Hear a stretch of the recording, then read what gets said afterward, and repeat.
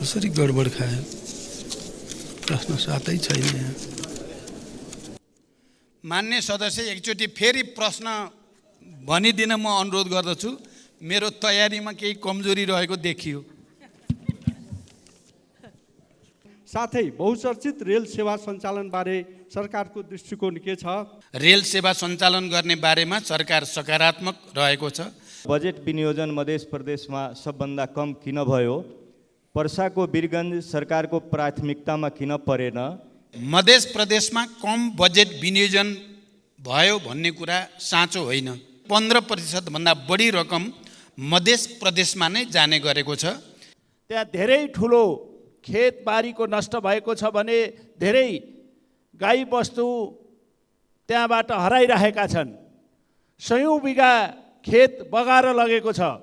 पहिरोमा परि जो 4 जनाको क्षति भएको कुरा आएको छ, उहाँहरूप्रति पनि म श्रद्धा व्यक्त गर्न चाहन्छु। तामागढी सिमरौनगढ हुलाकी सडकको मुआब्जा जनताले 4 वर्षदेखि पाउन सकेका छैनन्। यसै आबोमा बजेट विनियोजन छ छैन? राष्ट्रिय गौरवका आयोजनाहरूमा विनियोजित रकम कम हुने अवस्थामा पनि आवश्यकता अनुसार थप बजेटको व्यवस्था गर्ने गरिएको छ। जनतासँग सरोकार भएका प्रश्नहरूको उत्तर कहिले आउँदैन किन? सदनमा उठाइएका प्रश्न र जिज्ञासाहरूको जवाफ दिने जिम्मेवारी र उत्तरदायित्वबाट सरकार कहिल्यै पछि हटेको छैन र कहिल्यै पछि हट्ने पनि छैन। 10,000 मेगावाट कुन आयोजनाबाट के कति परिमाण र कुन दरमा भारतले खरिद गर्न खोजेको हो? सरकारले ऊर्जा खपत सम्बन्धी कार्ययोजना ल्याइसकेको छ र सो अनुसार काम अगाडि बढिरहेको कुरा पनि म यो सम्मानित सदनलाई जानकारी गराउन चाहन्छु। जनतासँग सरोकार भएका प्रश्नहरूको उत्तर कहिले आउँदैन किन?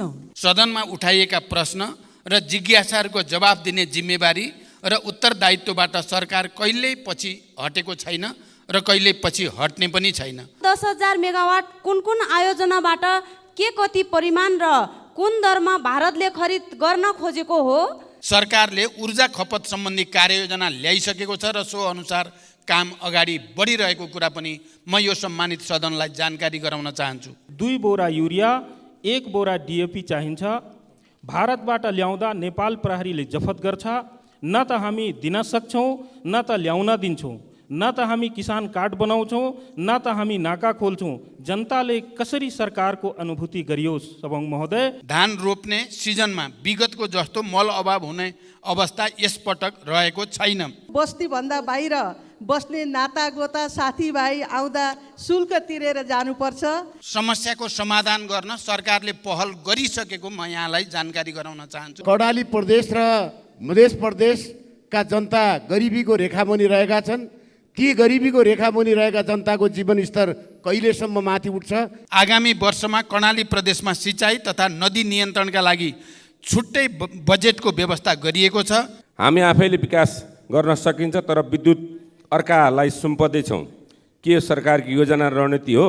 पेट्रोलियम पदार्थको उपभोगलाई तत्कालमा शून्यमा झार्न सक्ने अवस्था छँदै छैन। 72 को संविधानमा समावेशीको ग्यारेन्टी गरिन्छ, तर यता राज्यको सम्पूर्ण संरचना, सुरक्षा निकाय, प्रशासनिक निकाय, न्यायपालिका, कूटनीतिक क्षेत्र असमावेशी हुँदै गइरहेको छ। मध्य प्रदेशलाई विशेष प्राथमिकतामा राखी स्रोत साधनको न्यायपूर्ण विनियोजन गरिएको कुरा पनि म स्पष्ट गर्न चाहन्छु। कृषकहरूको दुध, तरकारी, फलफुल तथा खाद्यान्नको न्यूनतम मूल्य पनि नपाएर सडकमा फालाफाल गर्नुपर्ने स्थिति हामीले प्रत्येक दिन जस्तो देखिरहेका छौँ।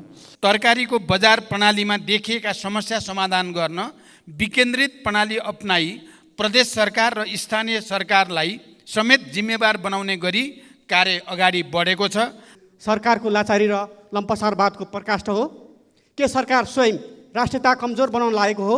सीमा स्तम्भहरूको नियमित मर्मत सम्भार गर्दै जाने र बोर्डर आउटपोस्टहरूको सुदृढीकरण र थप स्थानमा आउटपोस्ट निर्माण गर्दै लैजाने विषय सरकारको उच्च प्राथमिकतामा रहेको छ। माननीय सदस्यहरू, अब प्रतिनिधि सभा नियमावली 2079 को परिच्छेद 9 बमोजिम प्रधानमन्त्रीसँग प्रत्यक्ष प्रश्नोत्तर सम्बन्धी निर्धारित कार्यक्रमको लागि सोही नियमावलीको नियम 56 को उपनियम 1 बमोजिम बैठकको पहिलो 1 घण्टाको समय निर्धारण गरिएको बेहोरा जानकारी गराउँछु। माननीय सदस्यहरू, सम्माननीय प्रधानमन्त्रीसँग प्रश्न गर्न माननीय सदस्यहरूबाट नियमावलीको नियम 58 बमोजिम प्रश्नहरू प्राप्त भइसकेको बेहोरा समेत जानकारी गराउँछु। यस परिच्छेद बमोजिम प्रधानमन्त्रीसँग प्रत्यक्ष प्रश्नोत्तरमा स्पष्टीकरण सोध्ने व्यवस्था नरहेको पनि जानकारी गराउँछु। मान्य सदस्यहरू, अब म सम्माननीय प्रधानमन्त्री श्री पुष्पकमल दाहाल प्रचण्डलाई प्रत्यक्ष प्रश्नोत्तर कार्यको लागि रोस्टममा आमन्त्रण गर्दछु।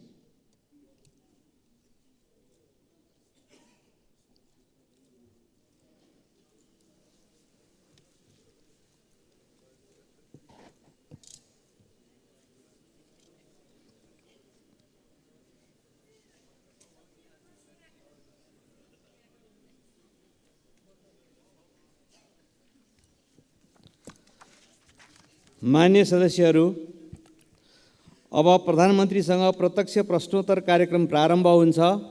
सर्वप्रथम प्रश्नकर्ता मान्य श्री अच्युत प्रसाद मैनालीलाई सम्माननीय प्रधानमन्त्रीसँग प्रश्न सोध्न अनुमति दिन्छु। सम्मान्य सभामुखज्यूको अनुमतिबाट म सम्मान्य प्रधानमन्त्रीज्यूलाई मेरा केही जिज्ञासाहरू राख्ने अनुमति चाहन्छु। प्रश्नहरू: सार्वजनिक खरिद नियमावली 64 को नियम 6(3) अन्तर्गत निर्माण स्थलको व्यवस्थापन नभई खरिद कार्य गर्न नहुने उल्लेख छ।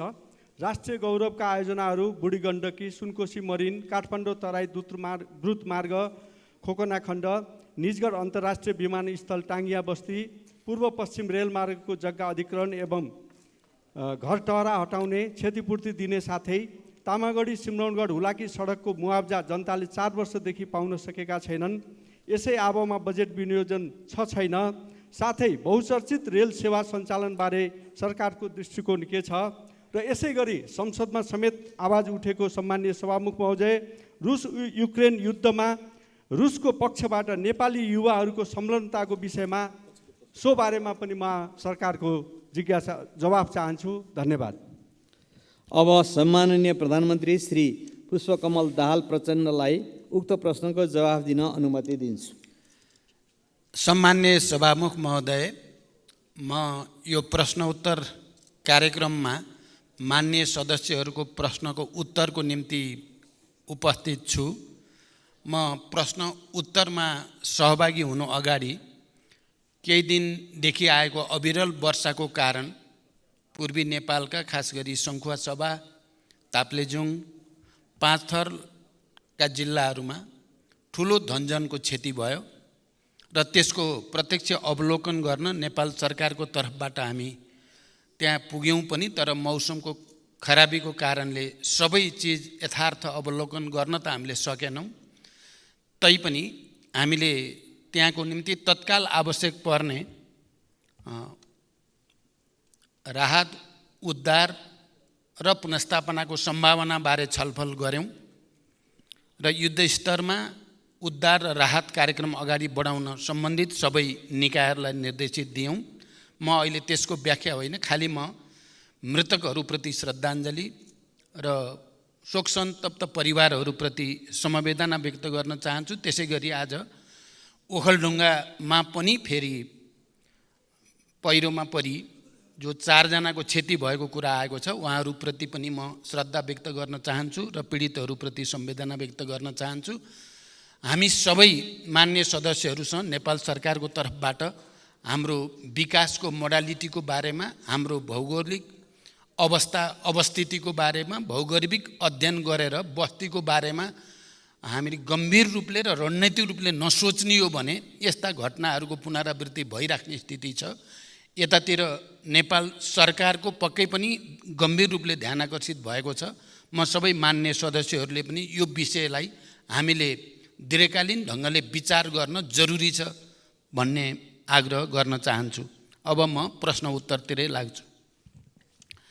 सरकारले राष्ट्रिय गौरवका आयोजनामा बजेट सुनिश्चित गर्ने गरेको छ। राष्ट्रिय गौरवका आयोजनाहरूमा विनियोजित रकम कम हुने अवस्थामा पनि आवश्यकता अनुसार थप बजेटको व्यवस्था गर्ने गरिएको छ। निजगढ अन्तर्राष्ट्रिय विमानस्थल आगामी आर्थिक वर्षमा साइट क्लियरेन्स गर्ने कार्य सम्पन्न गर्ने कुरामा सरकारको गहिरो ध्यान छ। रेल सेवा सञ्चालन गर्ने बारेमा सरकार सकारात्मक रहेको छ। साथै राष्ट्रिय गौरवका आयोजनाहरू तथा अन्य प्राथमिकता प्राप्त आयोजनाहरूको जग्गा अधिग्रहण, मुआवजा तथा क्षतिपूर्ति वितरण गर्ने कार्य सरकारको प्राथमिकतामा रहेको छ। आगामी दिनमा आवश्यक बजेट व्यवस्था सहित सम्बन्धित निकाय मार्फत यस विषयमा सम्बोधन हुने बेहोरा म मान्य सदस्यहरूलाई अवगत गराउन चाहन्छु। अन्तर्राष्ट्रिय राजनीतिमा घटिरहेका घटनाहरूप्रति नेपाल सरकारको गहिरो ध्यान छ भन्ने कुरा पनि म राख्न चाहन्छु। धन्यवाद। अर्का प्रश्नकर्ता मान्य श्री अजय कुमार चौरसिया।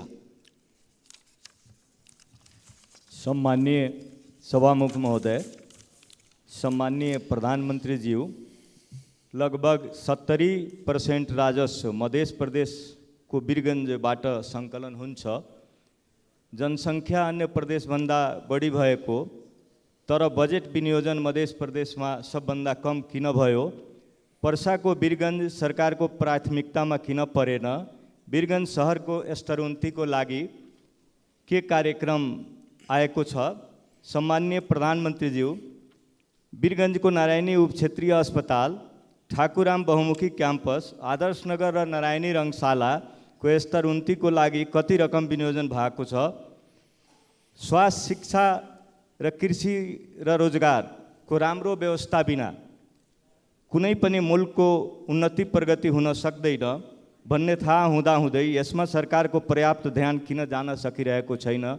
सम्मान्य सभामुख मार्फत म सम्मान्य प्रधानमन्त्रीजीबाट उत्तर चाहन्छु। धन्यवाद। सम्मानीय प्रधानमन्त्रीज्यू। सम्मान्य सभामुख महोदय, मध्य प्रदेशमा कम बजेट विनियोजन भयो भन्ने कुरा साँचो होइन। सङ्घीयताको मर्म अनुरूप सङ्घबाट प्रदेश र स्थानीय तहमा हुने वित्तीय हस्तान्तरणको 15% भन्दा बढी रकम मध्य प्रदेशमा नै जाने गरेको छ। यसका अतिरिक्त सङ्घबाट सञ्चालन हुने पूर्व पश्चिम राजमार्ग, पथलैया वीरगञ्ज कोरिडोर, चन्द्रपुर गौर राजमार्ग, हुलाकी राजमार्ग, सुनकोशी मरिन डाइभर्सन, बागमती कमला चन्द्र नहर लगायतका सिँचाइ आयोजना, विभिन्न औद्योगिक पूर्वाधार तथा व्यापारिक पूर्वाधार आयोजनाहरू तराई मधेसलाई लक्षित गरी नै अगाडि बढेका छन्। तराई मधेस समृद्धि कार्यक्रम, मधेसलाई काठमाडौँसँग जोड्ने द्रुत मार्ग लगायतका ठुला परियोजनाहरू पनि मध्य प्रदेशमा नै पर्ने र तिनको समयबद्ध कार्यान्वयनका लागि यथेष्ट बजेट विनियोजन गरिएको छ। सञ्चालनमा रहेका आयोजनाहरूको कार्यप्रगति र आवश्यकताका आधारमा बजेट विनियोजन हुने भएकोले बजेटको अङ्कसँगै त्यसले पार्ने बृहत्तर प्रभावलाई समेत सकारात्मक रूपमा लिइदिन हुन म मान्य सदस्यहरूलाई विशेष आग्रह गर्न चाहन्छु। पर्साको वीरगञ्जको विकास सरकारको प्राथमिकतामा छ। नारायणी रङ्गशालामा आगामी वर्षका लागि 1,50,00,000 विनियोजन गरिएको छ। नारायणी अस्पतालको लागि रु 41,30,00,000 विनियोजन गरिएको छ। ठाकुरराम बहुमुखी क्याम्पसका लागि विश्वविद्यालय अनुदान आयोग मार्फत अनुदान जाने व्यवस्था मिलाइएको छ।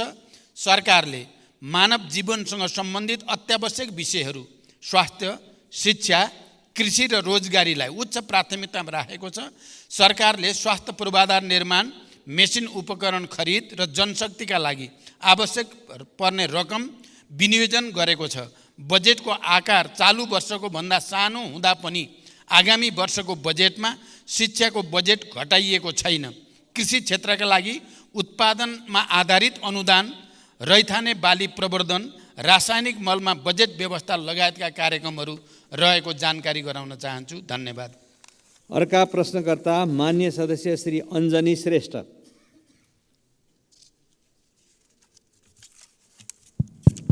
सम्माननीय सभामुख महोदय, सम्माननीय सभामुख मार्फत प्रधानमन्त्रीसँग प्रश्न राख्न चाहन्छु। यस गरिमामय सदनमा शून्य समय, विशेष समय र आकस्मिक समयमा उठाएका जनतासँग सरोकार भएका प्रश्नहरूको उत्तर कहिले आउँदैन किन? यो सदनमा प्रस्तुत बजेटमा 77 जिल्लालाई सम्बोधन गर्दा जनतालाई सरकार छ कि छैन महसुस भएन। अबका दिनमा सरकार जनतासँगै रहेको महसुस कसरी दिलाउन सकिन्छ भन्ने जिज्ञासा राख्न चाहन्छु। धन्यवाद। सम्मानीय प्रधानमन्त्री। अहिले भर्खरै बोल्ने मान्य सदस्यको मैले नाम थाहा पाउनु पर्ने भयो। अञ्जनी श्रेष्ठ।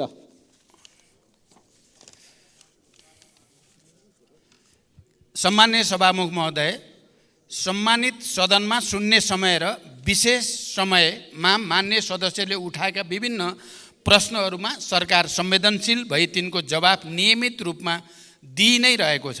सदनमा उठाइएका प्रश्न र जिज्ञासाहरूको जवाफ दिने जिम्मेवारी र उत्तरदायित्वबाट सरकार कहिल्यै पछि हटेको छैन र कहिल्यै पछि हट्ने पनि छैन। राष्ट्र र नागरिकको समग्र हित तथा समुन्नतिका लागि सरकार सदैव प्रयत्नशील रहँदै आएको छ र प्रयत्नशील रहि नै रहनेछ। जनसरकारका विविध विषयलाई उचित सम्बोधन गर्दै तथा विकास निर्माण कार्यलाई गति दिँदै सरकार र नागरिक बीचको सम्बन्धलाई सुदृढ बनाउन सरकार दृढ सङ्कल्पित रहेको जानकारी गराउँछु। धन्यवाद। अर्का प्रश्नकर्ता मान्य श्री अनिता देवी। मान्य श्री अनिता देवी।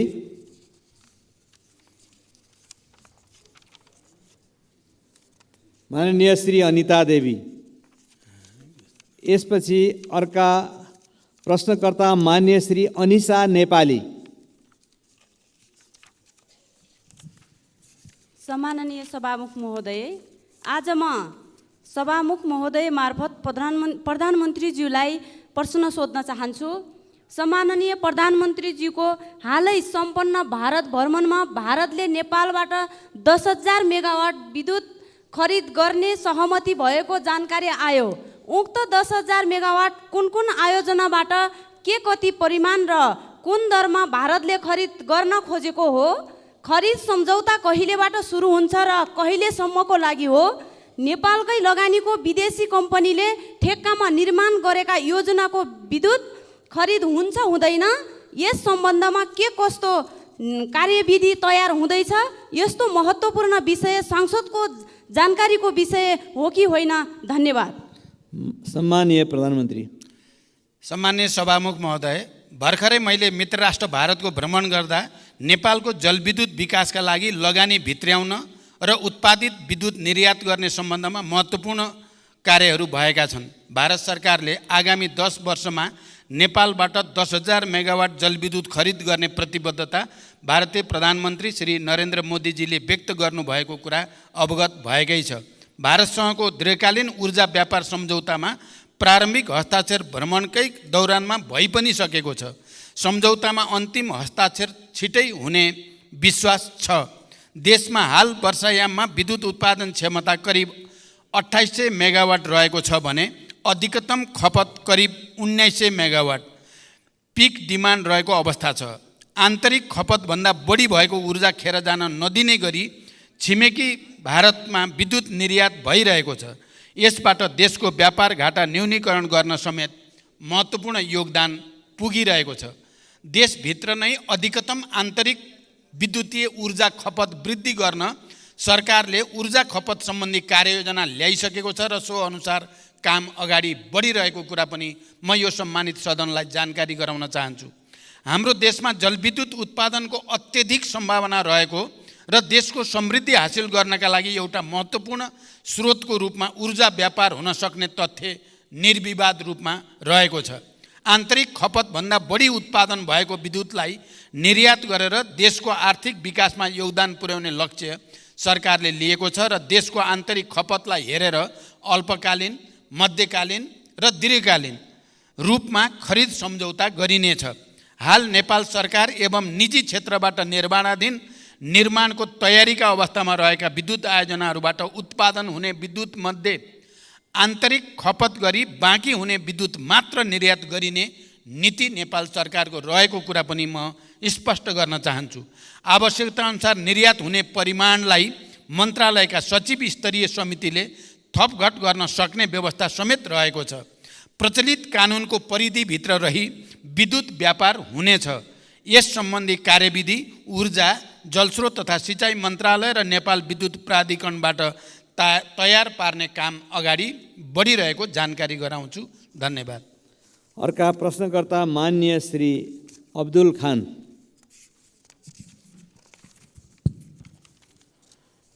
सम्माननीय सभामुख महोदय मार्फत सम्माननीय प्रधानमन्त्रीज्यूलाई प्रश्न सोध्न चाहन्छु। तराई मधेसतिर किसानहरू लगभग धानको बिउ राखिसकेका छन्। अब किसानहरूको सोच मल र सिँचाइको व्यवस्थापनमा छ। मलको हाहाकार छ, बिजुली कटौती अत्यधिक छ। सीमा नाकामा जनताले दिनहुँ गाली पिटाई खाइरहेछन्। 1 बिघा अर्थात् 20 कट्ठाको खेती गर्ने किसानलाई 2 बोरा युरिया 1 बोरा डिएपी चाहिन्छ। भारतबाट ल्याउँदा नेपाल प्रहरीले जफत गर्छ। न त हामी दिन सक्छौँ न त ल्याउन दिन्छौँ, न त हामी किसान कार्ड बनाउँछौँ न त हामी नाका खोल्छौँ। जनताले कसरी सरकारको अनुभूति गरियोस् सभामुख महोदय। त्यस्तै पैसा तिरेर पनि हाम्रो सरकारले किन मल समयमा किन्न सकिरहेको छैन, स्पष्ट कारण चाहिन्छ सभामुख महोदय। 1 रुपियाँ भन्दा माथिको सामानमा भन्सार कर लगाउनु कतिको जायज छ? हस्, धन्यवाद। सम्मानीय प्रधानमन्त्री। सम्मान्य सभामुख महोदय, रासायनिक मलको आपूर्ति व्यवस्था विगतका वर्षहरूमा भन्दा सुदृढ भएको जानकारी गराउन चाहन्छु। 2079 श्रावण महिनादेखि हालसम्म 3,51,000 मेट्रिक टन रासायनिक मल आयात भएको छ। त्यो मध्ये 71,000 मेट्रिक टन विभिन्न बिक्री डिपोहरूमा मौजदात रहेको छ। भारतको कलकत्ताबाट 45,000 मेट्रिक टन डिएपी यो महिनाभित्र नेपाल भित्रिने व्यवस्था गरिएको छ। धान रोप्ने सिजनमा विगतको जस्तो मल अभाव हुने अवस्था यसपटक रहेको छैन। सुरुमा रासायनिक मलको लागि रु 15 अरब विनियोजन भए पनि थप रु 23 अरबको स्रोत सुनिश्चित गरी मल आपूर्ति व्यवस्थालाई सुदृढ गरिएको छ। यसबाट सरकार किसानहरूको लागि रासायनिक मल उपलब्ध गराउन जिम्मेवार रहेको तथ्य प्रमाणित हुन्छ। मलको आयातमा सङ्घीय मन्त्रालयलाई जिम्मेवार बनाइएको छ भने वितरण कार्यमा प्रदेश र स्थानीय तहहरूलाई परिचालन गरिएको छ। मल वितरण प्रणालीलाई पारदर्शी बनाउन मल आपूर्ति र वितरणमा डिजिटल प्रणाली प्रयोगमा ल्याइएको कुरा पनि म मान्य सदस्यहरूलाई जानकारी गराउन चाहन्छु। धन्यवाद। अर्का प्रश्नकर्ता मान्य सदस्य श्री अम्बिका बस्नेत।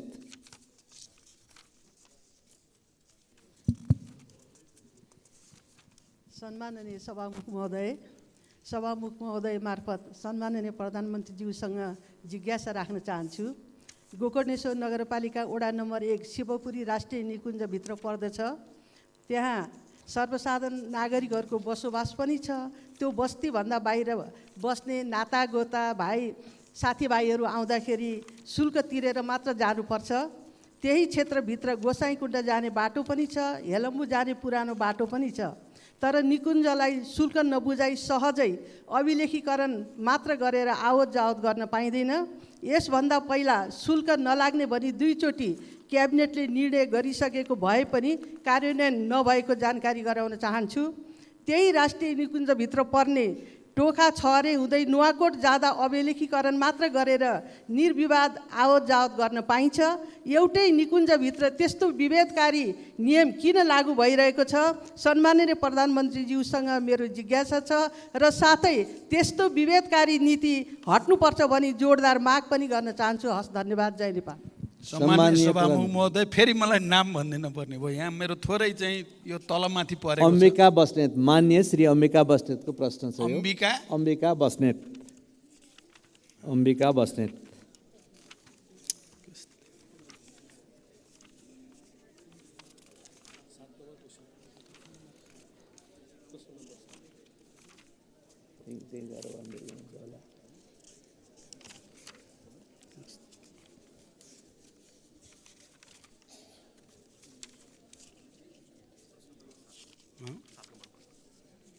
नम्बरै छैन रहेछ कि कस्तरी गडबड खाए छैन।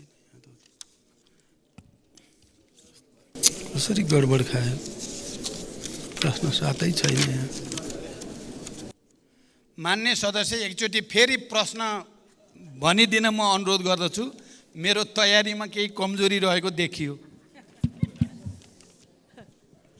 सम्माननीय सभामुख महोदय मार्फत सम्माननीय प्रधानमन्त्रीज्यूसँग जिज्ञासा राख्न चाहन्छु। गोकर्णेश्वर नगरपालिका वडा नम्बर 1 शिवपुरी राष्ट्रिय निकुञ्जभित्र पर्दछ। त्यहाँ सर्वसाधारण नागरिकहरूको बसोबास पनि छ। त्यो बस्तीभन्दा बाहिर बस्ने नातागोता साथीभाइ आउँदा शुल्क तिरेर जानुपर्छ। त्यही क्षेत्रभित्र गोसाइँकुण्ड जाने बाटो पनि छ, हेलम्बु जाने पुरानो बाटो पनि छ। तर निकुञ्जलाई शुल्क नबुझाइ सहजै अभिलेखीकरण मात्र गरेर आवत जावत गर्न पाइँदैन। यसभन्दा पहिला शुल्क नलाग्ने भनी 2 चोटि क्याबिनेटले निर्णय गरिसकेको भए पनि कार्यान्वयन नभएको जानकारी गराउन चाहन्छु। त्यही राष्ट्रिय निकुञ्जभित्र पर्ने टोखा छहरे हुँदै नुवाकोट जाँदा अभिलेखीकरण मात्र गरेर निर्विवाद आवत जावत गर्न पाइन्छ। एउटै निकुञ्जभित्र त्यस्तो विभेदकारी नियम किन लागू गरिएको छ? सम्माननीय प्रधानमन्त्रीज्यूसँग मेरो जिज्ञासा छ र साथै त्यस्तो विभेदकारी नीति हट्नुपर्छ भनी जोरदार माग पनि गर्न चाहन्छु। हस्, धन्यवाद। जय नेपाल। सम्माननीय प्रधानमन्त्रीज्यू, यसको जवाफ जान्छ। सम्मान्य सभामुख महोदय, गोकर्णेश्वर नगरपालिका अन्तर्गत मान्य सदस्यले जे प्रश्न उठाउनु भएको छ यो बारेमा सरकारलाई पहिले पनि त्यस पालिकाका जनप्रतिनिधिहरूले आवाज उठाइसक्नु भएको छ र यो समस्याको समाधान गर्न सरकारले पहल गरिसकेको म यहाँलाई जानकारी गराउन चाहन्छु। धन्यवाद। अर्का प्रश्नकर्ता माननीय सदस्य श्री अमरबहादुर थापा। माननीय सभामुख महोदय मार्फत सम्माननीय प्रधानमन्त्रीज्यूसँग मेरो प्रश्न छ। सरकारको नीति तथा कार्यक्रममा आगामी 80-81 को बजेटमा कर्णाली सुदूरपश्चिम र मध्य प्रदेशलाई विशेष व्यवस्था बजेटमा विशेष व्यवस्था गर्ने भन्नुभएको थियो र पुस्तिकामा हेर्दा कुनैमा देखिएन त्यो विशेष बजेट कहाँ छ, यसको प्रश्न चाहियो। र कर्णाली प्रदेश र मध्य प्रदेशका जनता गरिबीको रेखामुनि रहेका छन्। ती गरिबीको रेखामुनि रहेका जनताको जीवनस्तर कहिलेसम्म माथि उठ्छ, यसको जवाब चाहियो। र यो देशलाई उत्पादनतिर र यो देशको ढुकुटी बलियो बनाउने यो सरकारको के योजना छ र त्यो संसदलाई जानकारी चाहियो। धन्यवाद। सम्माननीय प्रधानमन्त्रीज्यू। सभामुख महोदय, मान्य सदस्यहरूले मध्य प्रदेशमा बजेट विनियोजनका सम्बन्धमा उठाउनु भएको प्रश्नका सम्बन्धमा मैले भर्खरै यस सम्मानित सदनलाई जानकारी गराइसकेको छु। मान्य सदस्यले कर्णाली प्रदेशमा बजेट विनियोजनका सम्बन्धमा पनि प्रश्न गर्नुभएको सन्दर्भमा कर्णाली प्रदेशका लागि लक्षित गरी कर्णाली समृद्धि कार्यक्रम सञ्चालित छ। हिमाली तथा उच्च पहाडी जीविकोपार्जन कार्यक्रम समेत कर्णाली प्रदेशको माथिल्लो भूभागमा सञ्चालन भइ नै रहेको छ। आगामी वर्षमा कर्णाली प्रदेशमा सिँचाइ तथा नदी नियन्त्रणका लागि छुट्टै बजेटको व्यवस्था गरिएको छ। कर्णाली कोरिडोर सडक राष्ट्रिय गौरवको आयोजनाका रूपमा सञ्चालित छ। राप्ती राजमार्ग, भेरी कोरिडोर, मध्य पहाडी लोकमार्गको कर्णाली खण्ड र मदन भण्डारी राजमार्गको कर्णाली खण्डका लागि सरकारले प्राथमिकताका साथ बजेट विनियोजन गरेको छ। शिक्षा स्वास्थ्यतर्फको बजेटमा समेत सरकारले कर्णालीलाई उच्च प्राथमिकता दिएर राखेको छ र मान्य सदस्यले जो विकासको समग्र मोडेलको बारेमा कुरा गर्नुभएको छ, मैले पहिले नै यस सम्मानित सदनमा राखेको छु।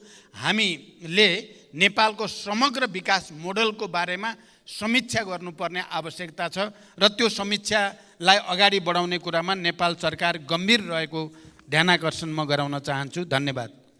अर्का प्रश्नकर्ता मान्य सदस्य श्री अमरबहादुर रायमाझी।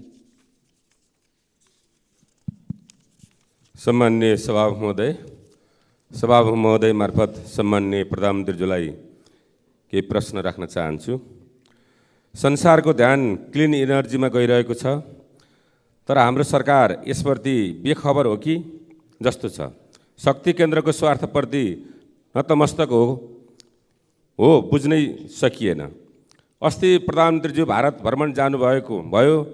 हाम्रो 10,000 मेगावाट क्लिन इनर्जी भारतलाई बेच्ने सम्झौता गर्नुभयो भने उता पेट्रोल, डिजेल, ग्यास, मट्टीतेल जस्ता उच्च कार्बन उत्सर्जन गर्ने डटी इनर्जीको सजिलो पहुँचको लागि भरतपुरदेखि काँकरबिटासम्मको पाइपलाइन विस्तारको सम्झौता गरेर आउनुभयो। इनर्जी माथिको अर्काको नियन्त्रणले मुलुकको स्वतन्त्रता खतरामा पर्छ। हामी आफैले विकास गर्न सकिन्छ, तर विद्युत अर्कालाई सुम्पदैछौँ। के सरकारको योजना रणनीति हो? यो नयाँ युगको सुरुवात हो कि परनिर्भरता हो? परनिर्भरताको तयारी हो? जिज्ञासा गर्न चाहन्छु। धन्यवाद। सम्माननीय प्रधानमन्त्री।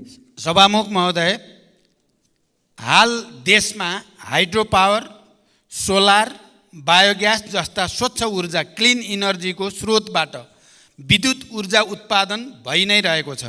वर्षायाममा विद्युत ऊर्जाको मागभन्दा आपूर्ति बढी भइरहेको अवस्था पनि छ।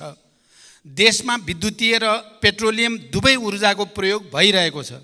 विद्युतको प्रयोग बढाउँदै लाने र पेट्रोलियम पदार्थको प्रयोग कम गर्दै क्रमशः विस्थापित गर्ने सरकारको नीति छ भन्ने कुरा म स्पष्ट गर्न चाहन्छु। नेपालमा विद्युतीय सवारी कम गर्दै क्रमशः विस्थापित गर्ने, पेट्रोलियम पदार्थको प्रयोग कम गर्दै क्रमशः विस्थापित गर्ने सरकारको नीति छ। नेपालमा विद्युतीय सवारी साधनको प्रयोग भर्खर मात्र सुरुवात भएको हो। अधिकांश सार्वजनिक तथा निजी सवारी साधन पेट्रोलियम पदार्थमा आधारित रहेको यथार्थ हामी सबैलाई जानकारी नै छ। सबै सवारी साधनलाई एकैपटक र अहिले नै विद्युतीय सवारी साधनमा रूपान्तरण गर्न प्राविधिक रूपमा पनि सम्भव छैन भन्ने कुरा बुझ्न हामी कसैलाई पनि अप्ठ्यारो पर्दैन। पर्दैन। त्यसैले विद्युतीय ऊर्जाले पेट्रोलियम ऊर्जालाई विस्थापन नगर्दासम्म पेट्रोलियम पदार्थको सहज आपूर्ति गर्नुका साथै देशको आर्थिक विकासका लागि ऊर्जा आपूर्तिको दिगो सुरक्षालाई मध्यनजर गरी पेट्रोलियम पाइपलाइन विस्तार सम्बन्धी कार्य अगाडि बढाइएको हो। यसका साथै आपतकालीन अवस्थामा समेत इन्धन आपूर्तिको वैकल्पिक स्रोतको व्यवस्थापन गर्नुपर्ने भएकोले पनि पेट्रोलियम पदार्थको उपभोगलाई तत्कालमा शून्यमा झार्न सक्ने अवस्था छँदै छैन। यसलाई सहज र किफायती बनाउन पनि पेट्रोलियम पाइपलाइन निर्माण कार्य विस्तार गर्न खोजिएको हो। यसबाट इन्धन आपूर्ति सुनिश्चितता हुने, उपभोक्ता मूल्यमा कमी आउने तथा व्यापार घाटा न्यूनीकरण गर्न सहयोग पुग्ने विश्वास सरकारले लिएको छ। धन्यवाद। अर्का प्रश्नकर्ता माननीय डाक्टर अमरेश कुमार सिंह। सम्मानीय सभामुख महोदय, हाम्रो संविधानको प्रेम्बलमा लेखा छ, प्रेम्बल कुनै पनि संविधानको मुटु हुन्छ। त्यसमा लेखा छ कि सामन्ती निरङ्कुश केन्द्रीकृत एकात्मक राज्य व्यवस्थाले सृजना गरेको सबै प्रकारको विभेद र उत्पीडन अन्त्य गर्दै बहुजातीय, बहुभाषिक, बहुधार्मिक, बहुसांस्कृतिक तथा भौगोलिक विविधतायुक्त विशेषतालाई आत्मसात गरी विविधता बीच एकता, सामाजिक सांस्कृतिक एकबद्धता, सहिष्णुता र सद्भावलाई संरक्षण प्रवर्धन गर्ने, वर्गीय, जातीय, क्षेत्रीय, भाषिक, धार्मिक, लैंगिक विभेद र सबै प्रकारको जातीय छुवाछुतको अन्त्य गरी आर्थिक समानता, समृद्धि र सामाजिक न्याय सुनिश्चित गर्ने समानुपातिक, समावेशी र सहभागितामूलक सिद्धान्तको आधारमा समतामूलक समाजको निर्माण गर्ने सङ्कल्प गर्दै, ठिक यसको प्रेम्बलको भावना विपरीत 62-63देखि नै मधेसका 20 जिल्ला बजेट विनियोजन कम भएको देखिन्छ। साथै यसको प्रभाव सिधा मधेसको जिल्लाको सदरमुकाममाथि परेको छ। चाहे त्यो झापाको भजपुर होस्, चाहे सुनसरीको इनरवा होस्, चाहे सप्तरीको राजविराज होस्, चाहे सिराको मारर होस्, चाहे सर्लाहीको मलङ्बा होस्, चाहे रौतहटको गौर होस्, यो सबै सदरमुकाममा देखिन्छ कि त्यहाँ बजेट विनियोजन नभएको कारणले त्यो सबैको उठीवास भइरहेछ। नयाँ नयाँ सहर हाइवेतिर बस्दै गइरहेछ। साथै यसको कारण के हो? दोस्रो कुरा, 72को संविधानमा समावेशीको ग्यारेन्टी गरिन्छ, तर यता राज्यको सम्पूर्ण संरचना, सुरक्षा निकाय, प्रशासनिक निकाय, न्यायपालिका, कूटनीतिक क्षेत्र असमावेशी हुँदै गइरहेको छ। खास गरी प्रधानमन्त्री बनिसकेपछि कति सरकारले नियुक्ति गरेको छ, त्यो नियुक्तिमा कति दलित, जनजाति, मधेसीको प्रतिनिधित्व छ। त्यतिकै नै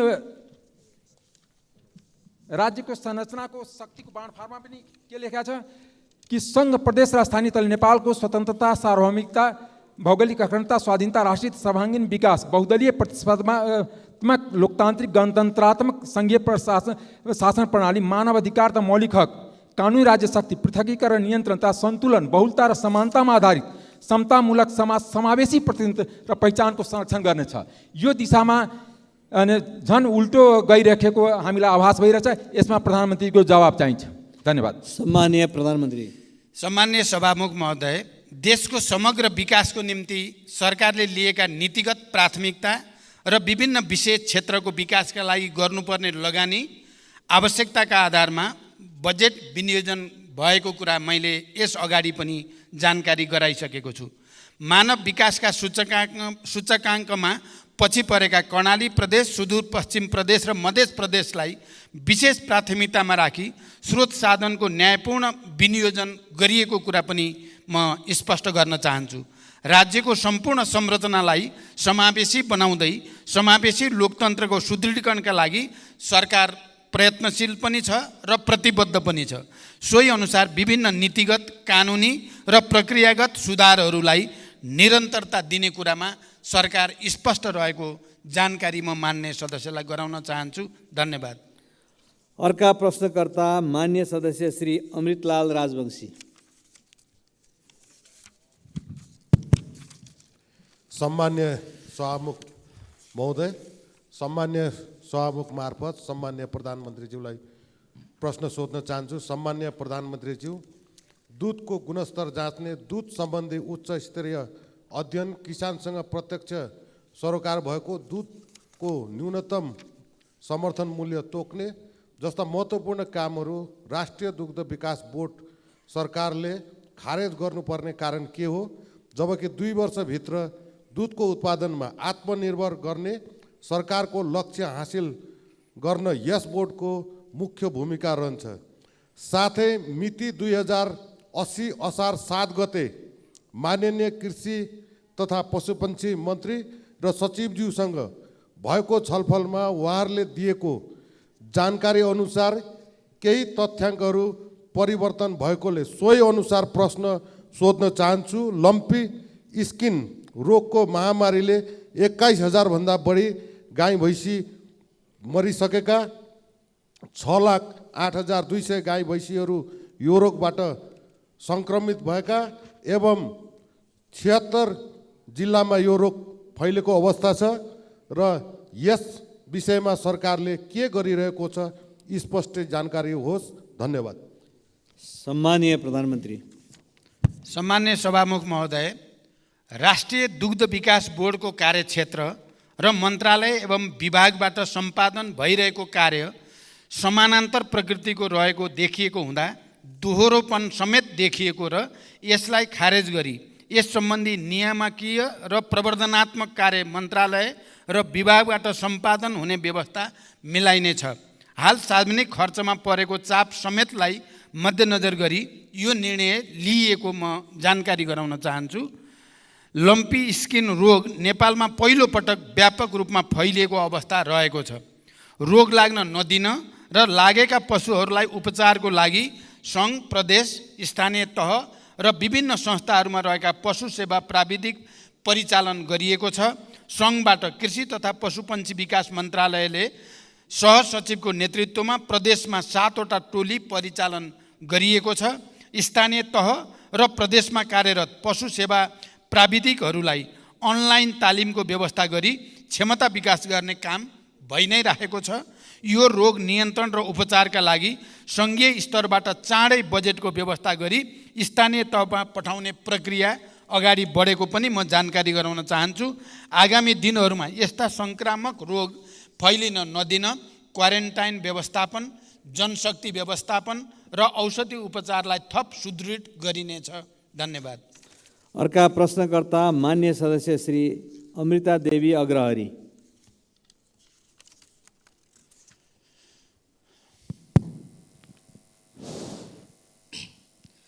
सम्मानीय सभामुख महोदय, सम्मानीय प्रधानमन्त्रीज्यूसँग मेरो प्रश्न थियो, विषय नागरिकताको थियो। अब नागरिकता समस्या सर्वोच्चबाट चाहिँ अनुमोदन भइसकेको हुनाले मेरो प्रश्न चाहिँ छोटो भइसकेको छ। म अवश्य केही अब अरू कुरा छोडेर केही भन्न चाहन्छु। नागरिकता जस्तो संवेदनशील विषयमा देशलाई विभाजन गर्ने र राजनीतिक दावपेचको विषय बनाउनु हुँदैन। यहाँ बसेका जति हामी सांसदहरू थियौँ सबै पक्षबाट जन्मसिद्ध नागरिकको सन्तानलाई नागरिकता मिल्नै पर्छ भन्ने सबै चाहिँ मान्यजीहरूबाट म सुन्दै आएको थिएँ। यहाँ नागरिकताको विरोधी मैले कसैलाई देखेन। हामीले जे देख्यो यहाँ सिस्टमको लागि कुरा उठेको थियो, किनभने विधिको शासनमा जबसम्म चाहिँ देश सिस्टममा चल्दैन तबसम्म देशको भविष्य हुँदैन। सिस्टमको विरोध मात्र गरिएको हामीले देख्यो। कसैको यो मान्यता चाहिँ यस्तो थिएन। तपाईको केही प्रश्न छ? मेरो प्रश्न यही नै हो। प्रश्नमा जानुहोस्। सभामुख महोदय, दोबारा फेरि चाहिँ हाम्रो प्रधानमन्त्रीज्यूबाट चाहिँ विधिको शासन ख्याल गरेर मात्रै अगाडि बढ्नुपर्छ, नत्र लाखौँ चाहिँ अर्बौँ खर्च गरेर यो प्रतिनिधि सभाका चाहिँ के अरे उत्पादन भएको हो। अनि प्रतिनिधि सभालाई चाहिँ माइनस गरेर अगाडि बढ्नु यो पनि देशको लागि दुर्भाग्य हुन्छ। फेरि चाहिँ भविष्यमा यस्तो चाहिँ कुरा नदोहोऱ्याओस् भन्ने चाहिँ मेरो प्रश्न हो। धन्यवाद। सम्माननीय प्रधानमन्त्रीज्यू। सम्मान्य सभामुख महोदय, माननीय सदस्यले नागरिकता सम्बन्धी उठाएको प्रश्न र उहाँले नै भनि नै सक्नुभयो। हिजो मात्रै सम्मानित अदालतबाट यो बारेमा फैसला आइसकेपछि उहाँले उठाउनु भएको प्रश्नको जवाब अदालत स्वयंले दिइसकेको हुनाले मैले दिइराख्नुपर्ने आवश्यकता भएन। मलाई जहाँसम्म लाग्छ तपाईँले अहिले पनि नागरिकता जस्तो संवेदनशील विषयमा यो प्रतिनिधि सभा या हाम्रो राष्ट्रिय राजनीतिमा सहमतिबाट जानुपर्छ भन्नेमा मेरो पनि बुझाइ त्यस्तै नै छ। र मैले के बुझेको छु भने अहिले प्रतिपक्षमा रहनुभएका दलका नेताहरू पनि हिजो सत्तापक्षमा हुँदा अहिले हामीले जुन नागरिकताको जस्तो विधेयक अगाडि बढाएका हौँ त्यसमा हाम्रो मूलभूत रूपमा म सहमति नै देख्छु। तैपनि नागरिकता जस्तो संवेदनशील विषयमा देश विभाजित नहोस्, संसद विभाजित नहोस् भन्ने कुरामा तपाईँले गराउनु भएको ध्यानाकर्षणप्रति मैले ध्यानाकर्षण भएको जानकारी गराउँछु। धन्यवाद। अर्का प्रश्नकर्ता माननीय सदस्य श्री अर्जुन नरसिंह केसी।